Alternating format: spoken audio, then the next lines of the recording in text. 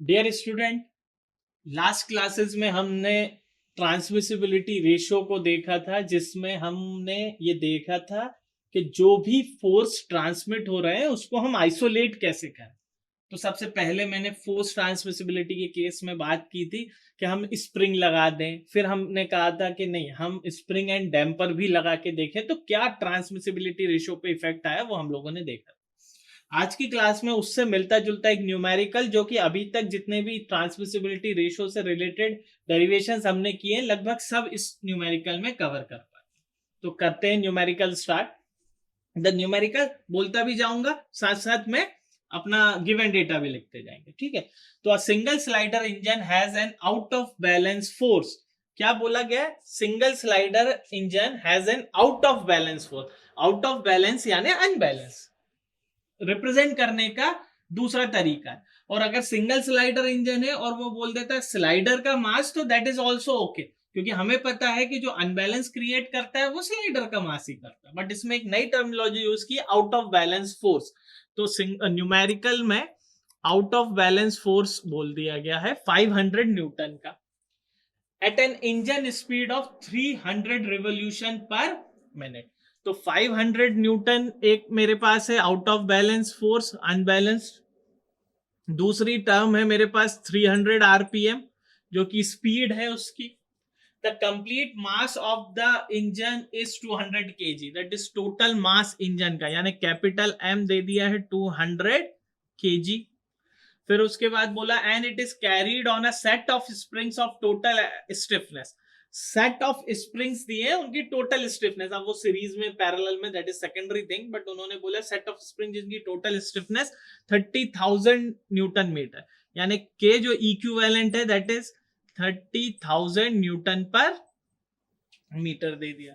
Find the amplitude of the steady motion of the mass. Find the amplitude of the steady motion of the mass, ठीक है, steady state. And the maximum oscillating force transmitted to the foundation.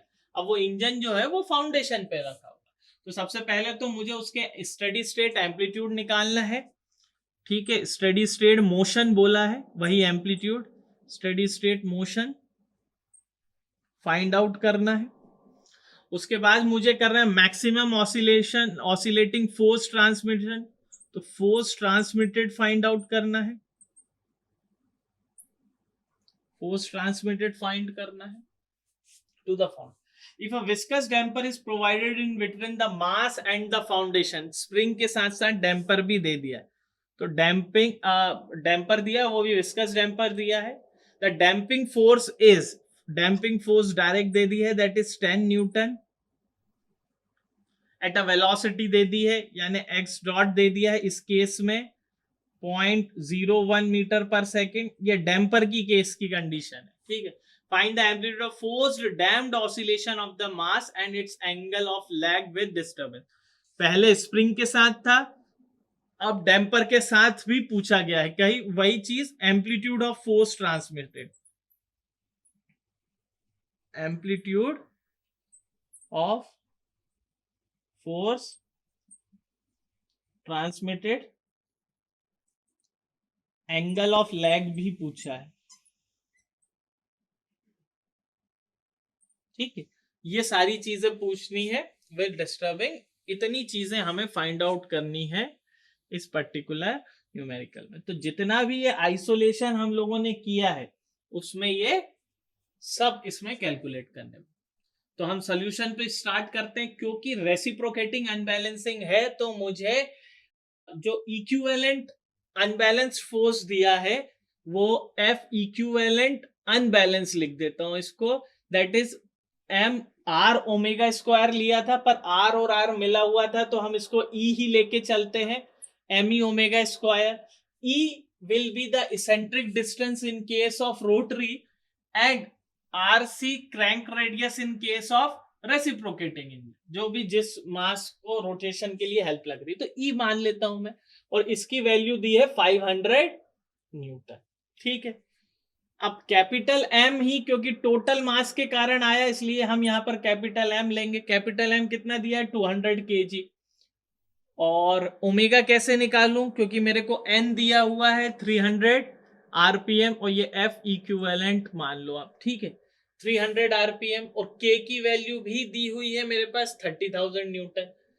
अभी initially इस particular case की बात कर रहा हूं मैं, ठीक है। इस पर्टिकुलर केस में मेरे पास मास की वैल्यू दे दी है 200 केजी,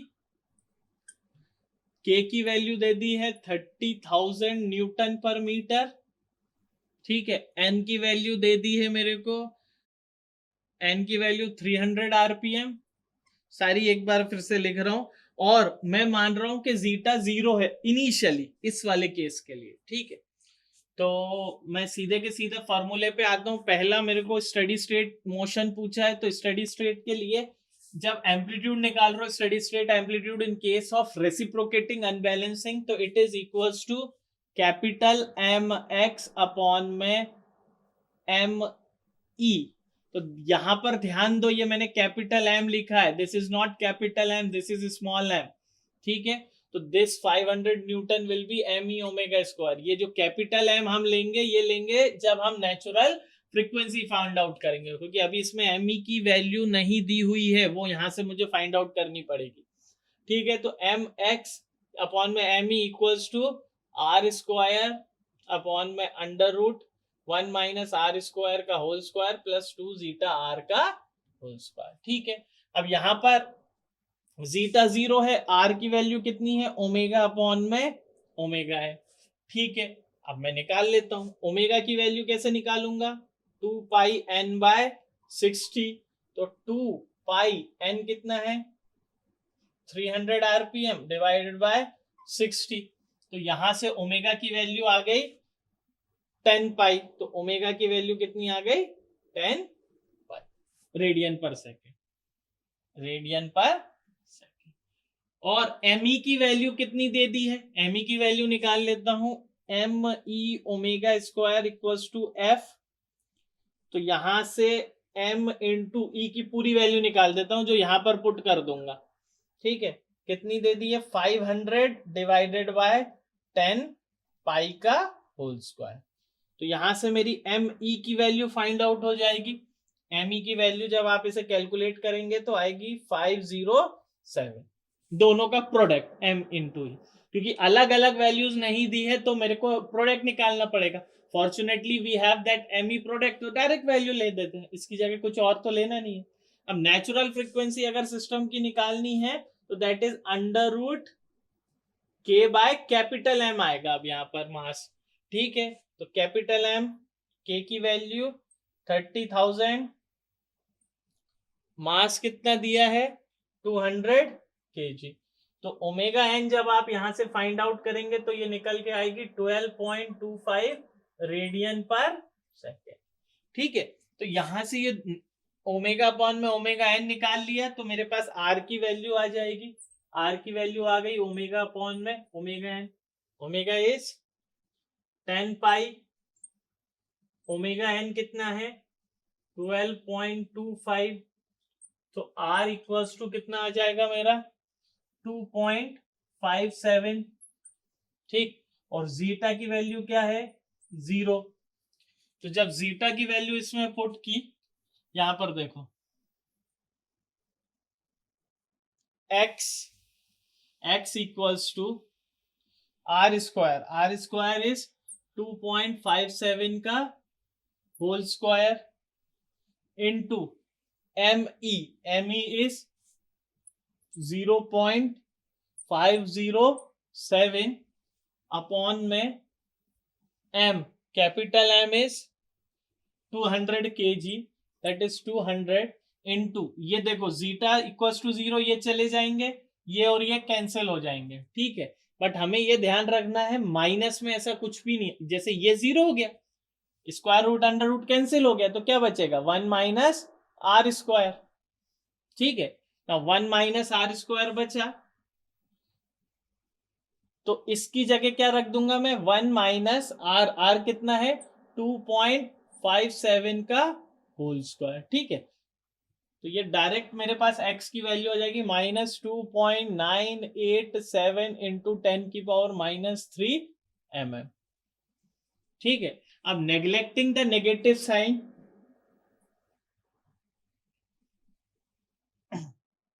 द नेगेटिव साइन, अगर नेग्लेक्ट करेंगे तो x की वैल्यू कितनी आ गई 2.98 इंटू 10 की पावर -3 mm। नेग्लेक्टिंग इसलिए कर रहे हैं, ये भी समझो यहाँ पर, जैसे मैंने मान लो अभी अंडर रूट को हटाया नहीं, यहां से कैंसिल कर दिया इसलिए नेगेटिव आया। जैसे मान लो ये -2.7 आया, कितना आया, मतलब ये जो भी वैल्यू आई मान लो माइनस में आई, क्योंकि आर की वैल्यू 1 से बड़ी है। अगर आर की वैल्यू 1 से बड़ी है तो R 1 minus this term is negative, तो 1 माइनस आर स्क्वायर की वैल्यू नेगेटिव है, फिर हम उसका स्क्वायर करेंगे तो वो पॉजिटिव हो जाएगी, और अंडर रूट के बाहर निकालेंगे तो वो पॉजिटिव ही निकल के आएगी। बस हम इसमें क्या करते हैं, जल्दी जल्दी में इसको क्रॉस कर देते हैं, तो यहां कंफ्यूज हो जाते हैं माइनस।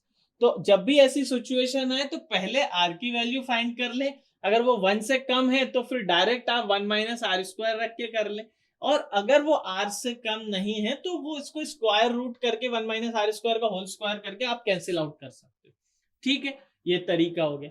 अब मैं यहां पर पूछा गया था स्टडी स्टेट के मोशन तो मिल गए, फोर्स ट्रांसमिटेड, तो ट्रांसमिसिबिलिटी रेशियो जो निकलेगा that is F T upon में F not is equal to, इसका फॉर्मूला है 1 प्लस 2 जीटा आर का होल स्क्वायर अपॉन में under root 1 minus R square का whole square plus 2 zeta R का होल स्क्वायर।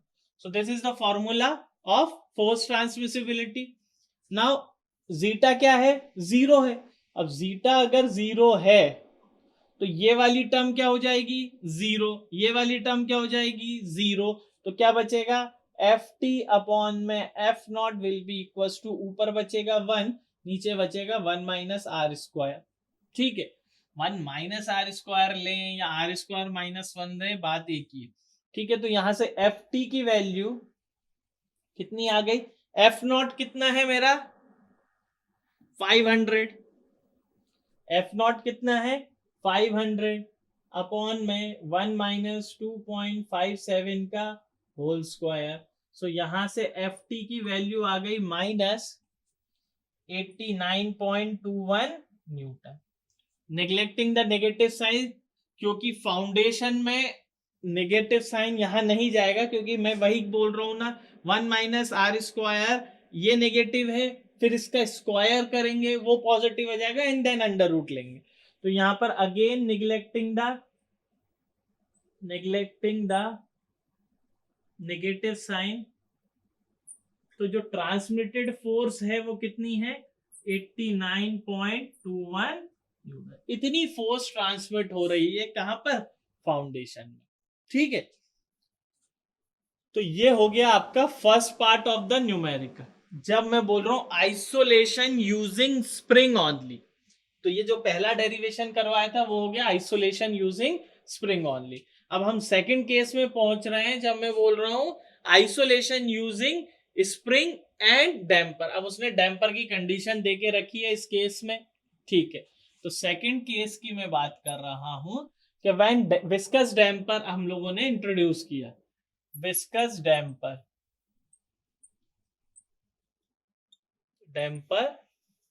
Is provided.